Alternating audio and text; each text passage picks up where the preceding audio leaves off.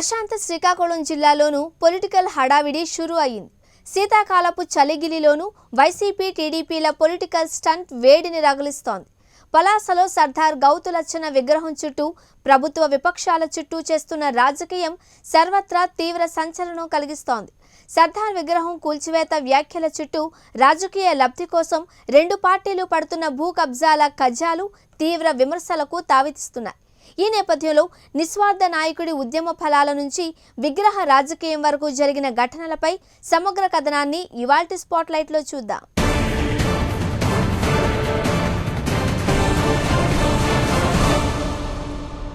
ఉద్యమాల పురిటిగడ్డలో సర్దార్ గౌతులచ్చన్న విగ్రహ వివాదం హీటెక్కిస్తోంది. సర్దార్ లచ్చన్న నడియాడిన నేలలో నేడు రాజకీయ పార్టీలు బాహాటంగా కొట్టుకుంటున్నాయి. పలాసలో సర్దార్ విగ్రహం కూల్చివేత వ్యాఖ్యల పేరిట మొదలైన రాజకీయాలు పతాక స్థాయికి చేరుకున్నాయి. వైసీపీ టీడీపీ నేతల చర్యలు తీవ్ర విమర్శలకు దారితీశాయి. అసలు ఇంతకీ పలాసలో విగ్రహ రాజకీయానికి ఎందుకు తెరలేచింది? మంత్రి సీదిరి అప్పలరాజు కూల్చివేత వ్యాఖ్యల్లో నిజమెంత? రాజకీయ లబ్ధిలో ఎవరి వాటా ఎంత వంటి విషయాలను ఓసారి చూద్దాం.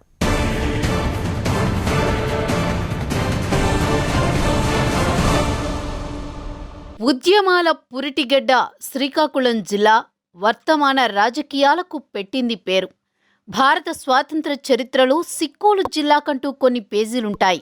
ఆ చరిత్ర గమనంలో సర్దారు గౌతులచ్చన్న అనే స్వాతంత్ర సమరయోధుని పేరు సువర్ణాక్షరాలతో లిఖించదగ్గది. ఇందులో రెండో ప్రశ్నకి తావులేదు. నిజానికి సర్దార్ గౌతులచ్చన్న అంటే రాజకీయ నాయకుడు మాత్రమే కాదు, స్వాతంత్ర సమరయోధుడు కూడా. అలాంటి మహనీయుడి విగ్రహం చుట్టూ ప్రభుత్వ విపక్షాలు రాజకీయం నడుపుతున్నాయి.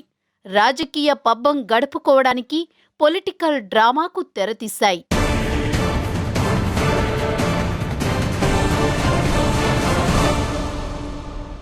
ఇంతకీ విషయం ఏమిటంటే, శ్రీకాకుళం జిల్లా పలాసలో దమ్ముంటే ఆక్రమణలు కూల్చండి అన్న టీడీపీ ఎంపీ రామ్మోహన్ నాయుడు వ్యాఖ్యలతో కథ ప్రారంభమైంది.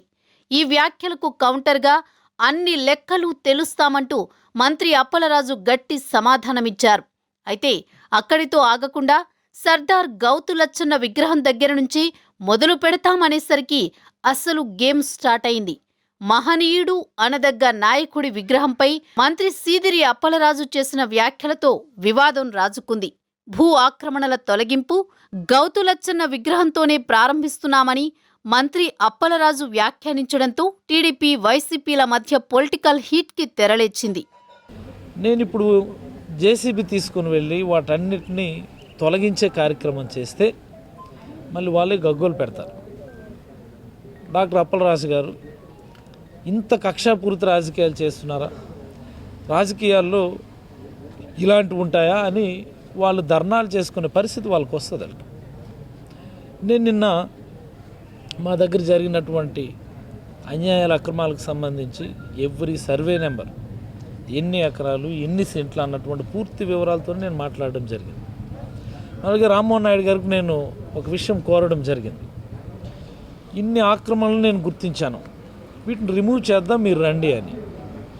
మరి అలాగే ఆయన కూడా నా మీద ఆరోపణలు చేశారు, నా కనుసన్నల్లోనే ఆక్రమణలు జరుగుతూ ఉన్నాయి అని. Yes, I accept that, I admit that. నా ఆధ్వర్యంలో జరుగుతున్నటువంటి ఆక్రమణల్ని మీరు గుర్తించినందుకు మీకు ధన్యవాదాలు. మీ తెలివితేటలకి, మీ నిశితమైనటువంటి బుద్ధికి ధన్యవాదాలు. నేనేమంటున్నానంటే దయచేసి ఆధారాలు నాకు ఇవ్వమని అడుగుతున్నాను. ఆయన కూడా పిలుస్తున్నాను, మన ఇద్దరం కలిసి వెళ్ళి ఆక్రమణలు రిమూవ్ చేసేద్దామని చెప్పి రామ్మోహన్ నాయుడు గారిని కోరుతున్నాను. ఆరోపణలు చేసే ముందు వాస్తవాలు ఏమిటన్నటువంటిది తెలుసుకోవాలి. ఎవరో రాసిచ్చే స్క్రిప్ట్ని యాజ్ ఇట్ ఈజ్ కలిగి ఎప్పుడు చదవకూడదు, అది తప్పు అంటాను నేను.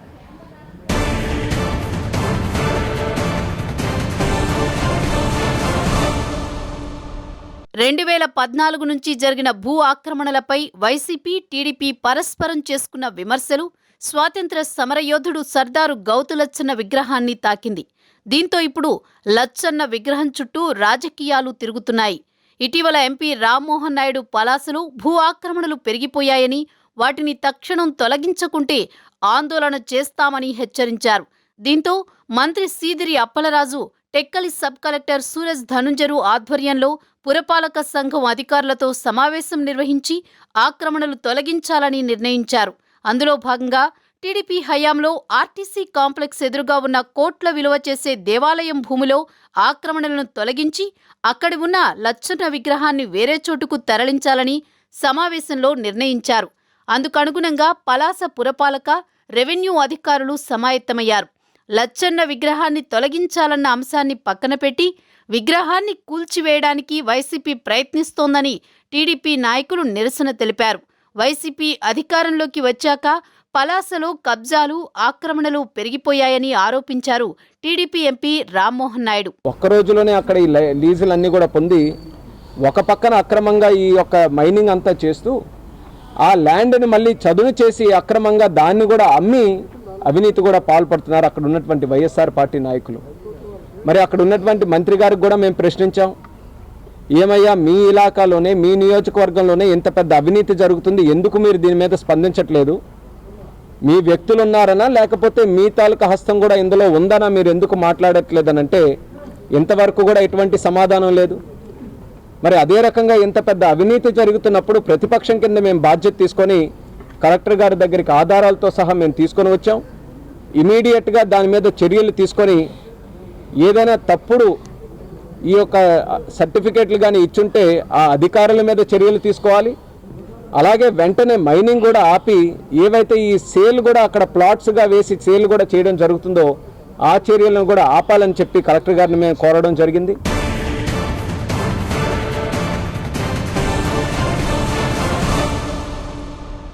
రామ్మోహన్ నాయుడు ఆరోపణలను మంత్రి సీదిరి అప్పలరాజు తీవ్రంగా ఖండించారు. పలాసలో టీడీపీ హయాంలో జరిగిన భూ కబ్జాలపై ప్రభుత్వం చర్యలు తీసుకుంటుందని, గౌతు లచ్చన్న విగ్రహం ఏర్పాటు చేసిన ప్రదేశం నుంచి పని మొదలు పెడతామని బహిరంగంగానే చెప్పారు. టీడీపీ నేతలు కబ్జా చేసిన ప్రదేశంలో సర్దార్ గౌతు లచ్చన్న విగ్రహం నిర్మించారని ఆరోపించారు.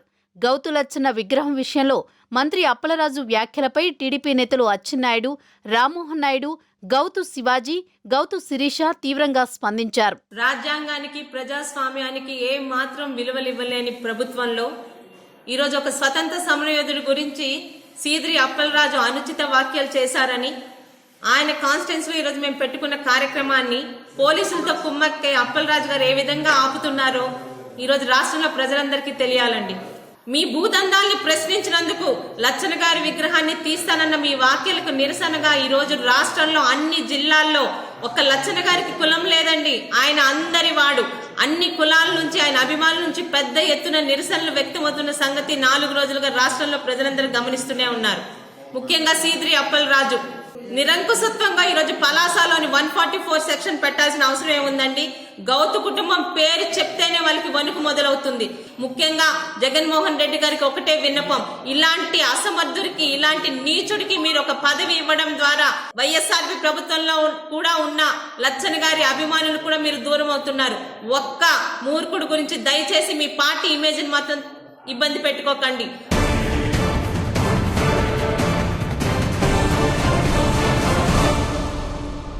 ఇక ఈ విషయంలో మంత్రి సీదిరి అప్పలరాజు, గౌతు లచ్చన్న మనవరాలు గౌతు శిరీషకి మధ్య పెద్ద మాటల యుద్ధమే నడిచింది.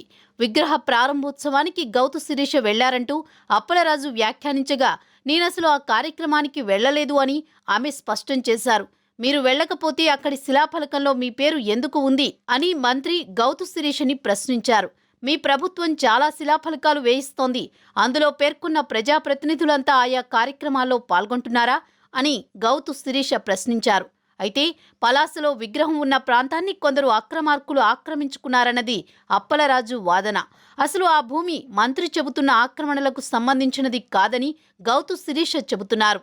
అది ఆయన చెప్పిన దీంట్లో లేదు. అదేమన్నుంటే అక్కడ ఆయన అక్కడున్న అధికారులను పిలిపించి అది ప్రూవ్ చేయించి మాట్లాడాల్సింది ఒక విఘ్నత ఉన్న మనిషి చేసేది. అదేమీ లేకుండా ఆయన గౌతు లచ్చన్న గారిని స్వాతంత్ర సమరయోధుడిగా చూడటం లేదు. ఆయన ప్రత్యర్థి అయిన గౌతు శిరీష తాతగారిలా చూస్తూ, ఈ అమ్మాయికి ఉన్న అతిపెద్ద బలం ఈ అమ్మాయి కుటుంబం.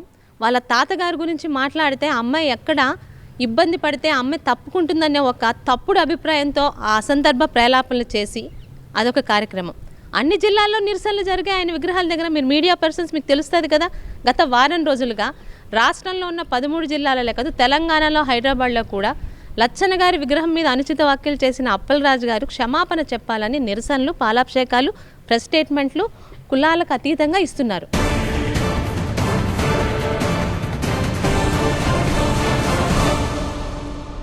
అయితే ఈ స్థలానికి చెందిన అసలు యజమాని మాత్రం ఈ స్థలంపై అనవసరమైన రాద్ధాంతం చేస్తున్నారని ఆవేదన వ్యక్తం చేస్తున్నారు. మంత్రి అప్పలరాజు చెబుతున్నట్లు ఇది ఆక్రమించుకున్న భూమి కాదని, పక్కా రిజిస్ట్రేషన్ చేయించుకున్న భూమి అని, డాక్యుమెంట్లతో అన్ని రుజువులు తన దగ్గర ఉన్నాయని అంటున్నారు. మన గౌతు లక్ష్మణ్ గారి విగ్రహం విషయంలో జరుగుతున్న గొడవకు సంబంధించి అది పక్కా జరేత భూమి సర్వే నెంబర్ 63లో పొందితే మన డాక్టర్ గారు చెప్పినట్టు 81 లేదు. దానికి సంబంధించి నాది అన్ని రికార్డ్స్ కూడా నా దగ్గర ఉన్నాయి. అది మేము కొనుగోలు చేసిన భూమి, దానికి సంబంధించి అడంగలు 1B, భూమి శిస్తు రసీదులు, గవర్నమెంట్ కడుతున్న ప్రతి ట్యాక్స్ రసీదు కూడా ఉన్నాయి. మాకు 1990లో మాకు జడ్జిమెంట్ కూడా వచ్చింది దేవాదాయ శాఖ నుంచి. 1984లో మాకు 1988లో మేము పక్కాగా రిజిస్ట్రేషన్ చేసుకుని కొనుక్కునే స్థలం అయితే గవర్నమెంట్ వారు 2015లో 1B వచ్చిన మొదట్లో గవర్నమెంట్ వారు స్వయంగా మా ఇంటికి తెచ్చి ఇచ్చిన రికార్డు ఇది 1B రికార్డు. పాత సెటిల్మెంట్ ఫేర్ అడంగల్ కాపీ అండి ఇది.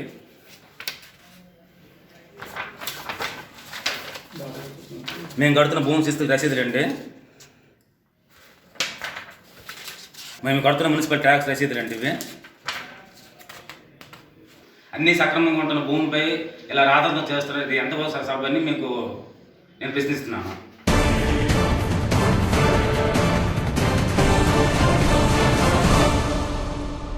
ఏది ఏమైనా మహానుభావుడిగా సిక్కోలు ప్రజల గుండెల్లో చిరస్థాయిగా నిలిచిపోయే సర్దార్ గౌతు లచ్చన్న విగ్రహం విషయంపై వైసీపీ, టీడీపీ పార్టీలు చేస్తున్న రచ్చ ప్రశాంత శ్రీకాకుళం జిల్లాను హీటెక్కిస్తుందన్న విమర్శలు వినిపిస్తున్నాయి.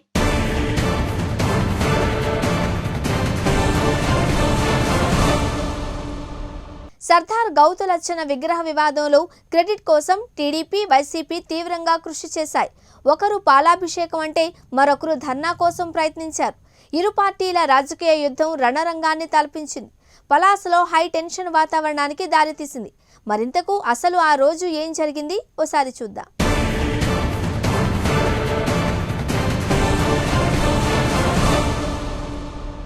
మొత్తానికి సర్దార్ గౌతు లచ్చన్న విగ్రహం చుట్టూ రాజకీయ రంగు పులుముకోవడంతో టీడీపీ నాయకులు కౌంటర్గా లచ్చన్నను ఒక పార్టీ నాయకుడిగా చూడొద్దని, స్వాతంత్ర సమరయోధుడిగా చూడాలని హితవు పలికారు.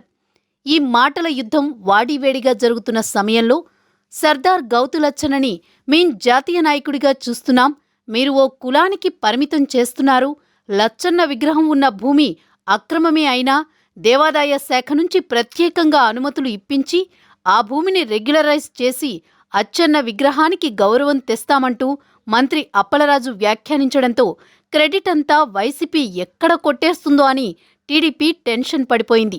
దీంతో సర్దార్ గౌతు లచ్చన్న మీద అంత గౌరవమే ఉంటే అసలు ఆ విగ్రహం తొలగింపు అంశం ఎందుకు మంత్రిగారి నోట వచ్చినట్లు? గౌతు లచ్చన్న మీద నిజంగానే మీకు అంత అభిమానం ఉందా? ఉంటే మీ పార్టీ అధికారంలోకి వచ్చాక ఏనాడైనా ఆ జాతీయ నాయకుడి విగ్రహం వద్ద ఒక్క పువ్వైనా ఉంచి నివాళులర్పించారా అని మంత్రి సీదిరి అప్పలరాజుని గౌతు శిరీష ప్రశ్నించడం చర్చనీయాంశమైంది.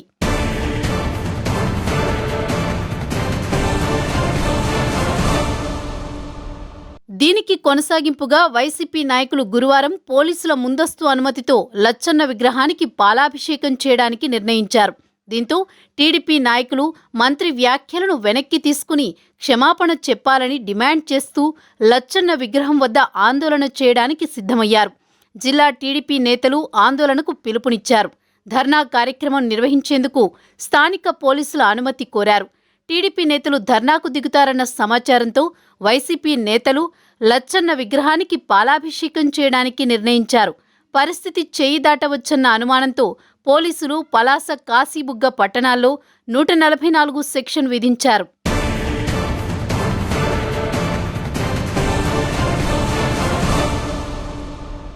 ఈ నేపథ్యంలో 23వ తేదీన పలాస, కాశీబుగ్గ పట్టణాల్లో టెన్షన్ వాతావరణం నెలకొంది. టీడీపీ నేతల్ని పోలీసులు ఎక్కడికక్కడ నిర్బంధించారు. నిమ్మాడ క్యాంప్ కార్యాలయంలో ఏపీ టీడీపీ చీఫ్ అచ్చెన్నాయుడిని, ఎంపీ రామ్మోహన్ నాయుడిని, సోంపేటలో మాజీ ఎమ్మెల్యే శివాజీని, ఆమదాల వలసలో కూన రవికుమార్, అలాగే టీడీపీ ప్రధాన కార్యదర్శి గౌతు శిరీషని నిర్బంధించారు. తమ పార్టీ నేతల్ని పోలీసులు నిర్బంధించడం పట్ల టీడీపీ నాయకులు మండిపడ్డారు. మంత్రి ఆదేశాలకు అనుగుణంగానే పోలీసులు అరెస్ట్ చేశారని ఆరోపించారు. స్వాతంత్ర సమరయోధుడు గౌతు లచ్చన్నకి ఇచ్చే గౌరవం ఇదేనా అంటూ తీవ్రంగా స్పందించారు.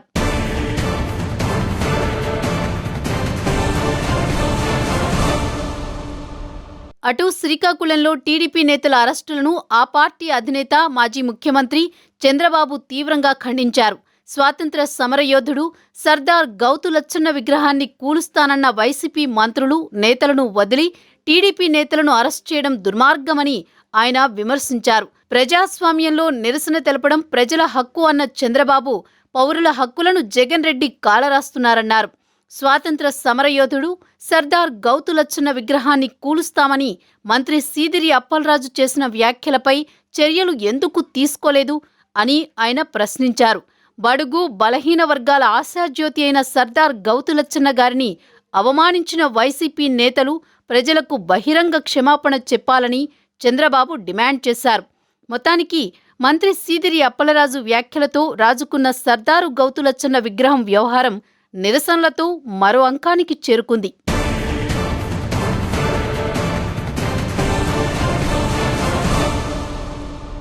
ఇంతకీ గౌతు లచ్చన్న విగ్రహాన్ని ఏ ప్రదేశంలో నిర్మించారు? లచ్చన్న విగ్రహాన్ని ప్రతిష్ఠించిన స్థలం నిజంగానే వివాదంలో ఉందా? మంత్రి సీదిరి అప్పలరాజు సర్దార్ విగ్రహంపైనే ఎందుకు స్పందించారు? టీడీపీ నేతల కబ్జా స్థలంలో విగ్రహాన్ని ఏర్పాటు చేశారన్న విమర్శల్లో నిజమెంత? అసలు సర్దార్ విగ్రహం చుట్టూ వివాదం ఎందుకు అలముకుంది? ఇప్పుడు ఒకసారి చూద్దాం.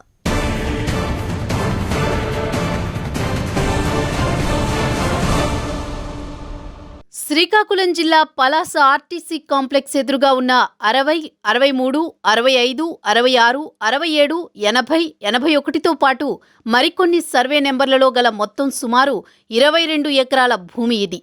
ఈ భూములు చాలా వరకు వేణుగోపాలస్వామి ఆలయ భూములు. మిగిలినవి ఈనాం భూములని లెక్క తేల్చారు రెవెన్యూ అధికారులు. 1993లో ఆర్టీసీ అవసరాల కోసం సుమారు 70 సెంట్ల స్థలాన్ని 99 ఏళ్లకు లీజుకు తీసుకుంది అప్పటి ప్రభుత్వం. అయితే 22 ఎకరాల ఆలయ భూములపై అధికారుల పర్యవేక్షణ లేకపోవడంతో టీడీపీ మద్దతుదారుడి కన్ను పడిందన్న విమర్శలు వినిపిస్తున్నాయి.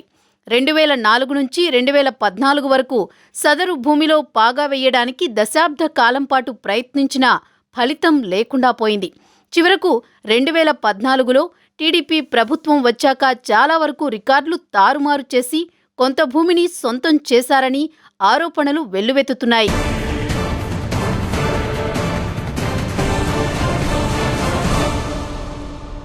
కాగా పలాస, కాశీబుగ్గలోని ముత్యాలమ్మ కోనేరు వరద కాలువ మధ్యలో దేవాలయ భూమిని అప్పటి టీడీపీ ఎంపీపీ ఇంకా మరికొందరు ఆక్రమించుకున్నారనేది ఇక్కడ బహిరంగ రహస్యం. కబ్జా భూములను కాపాడుకునేందుకు సదరు స్థలంలో ప్రముఖ స్వాతంత్ర సమరయోధులు సర్దార్ గౌతు లచ్చన్న విగ్రహం ఏర్పాటు చేశారని ఎప్పట్నుంచో విమర్శలు వెల్లువెత్తుతున్నాయి. మొత్తానికి మంత్రి సీదిరి అప్పలరాజు వ్యాఖ్యలతో కబ్జా భూముల్లో సర్దార్ విగ్రహాన్ని నెలకొల్పిన టీడీపీ నేతల్లో టెన్షన్ మొదలైందన్న వ్యాఖ్యలు వినిపిస్తున్నాయి. తాజాగా వైసీపీ ప్రభుత్వం వచ్చాక ఆందోళన చెందిన కొందరు టీడీపీ నేతలు పక్కా స్కెచ్ గీశారని, విచారణ నుంచి తప్పించుకునేందుకు కొంతమంది వైసీపీ నేతలను తమతో కలుపుకున్నారని కూడా వార్తలు వినిపిస్తున్నాయి. దీంతో సర్దార్ గౌతు లచ్చన్న విగ్రహ వివాదం మరో కొత్త కోణం తీసుకున్నట్లు అయిందంటున్నారు పరిశీలకులు.